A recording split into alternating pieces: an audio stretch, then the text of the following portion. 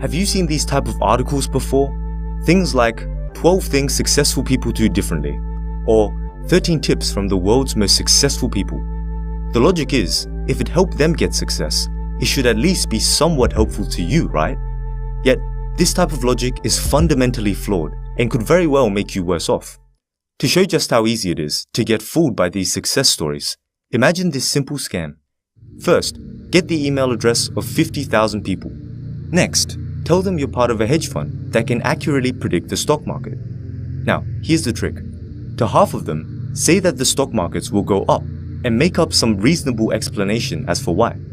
To the other half, say the stock markets will go down. Now, by the end of the week, the stocks will either move up or down. Let's say the stocks moved up. All you need to do is cull the half which received the wrong prediction. So, out of the remaining 25,000, once again, tell half that the stocks will rise and the other half that it will fall. At the end of the week, cull the half with the wrong prediction and repeat. Ultimately, by the end of week 10, you would have shown around 50 people that you can accurately predict the stock markets 10 weeks in a row. Sounds pretty impressive, right? In fact, if they then entrusted $10,000 to your hedge fund, you would have run away with $500,000. Now, you might be thinking, surely this doesn't happen in real life. Well, it does, but we are those 50 remaining people. Because we are so in awe of these successful people, we don't even consider that there might be some other huge factor at play, such as luck. For example, let's say you wanted financial advice.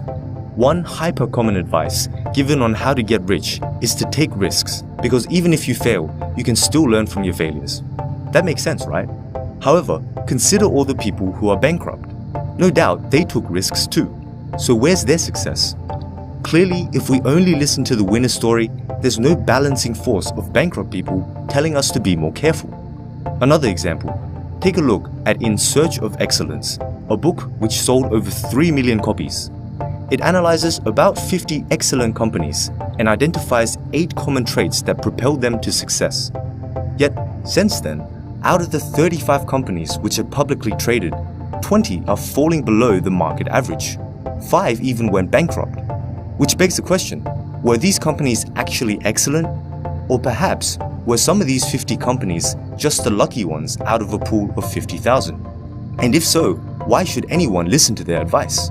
From here, you can see what the problem is.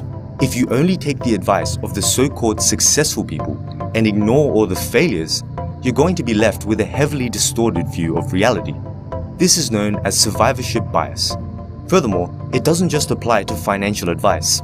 Let's say you wanted some relationship advice. Naturally, you'll search for some happily married couple of 40 years and ask, what's your secret to marriage? They'll give sensible advice too, like focus on your partner's positive rather than their negatives. Now sure, this sounds like good advice. It might even work.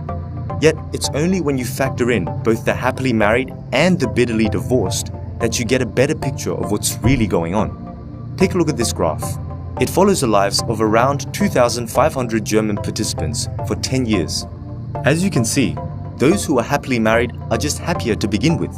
Even before they met their husbands and wives, they were already leading happier lives. On the other hand, those who ended up divorcing were naturally more depressed. Now, this isn't something people realize. Not many people would say, I'm happy with my marriage because I'm just happy about stuff in general. And yet, this seems like such an important factor. It suggests we should focus on improving ourselves before we think of improving our relationships. So, here's the bottom line.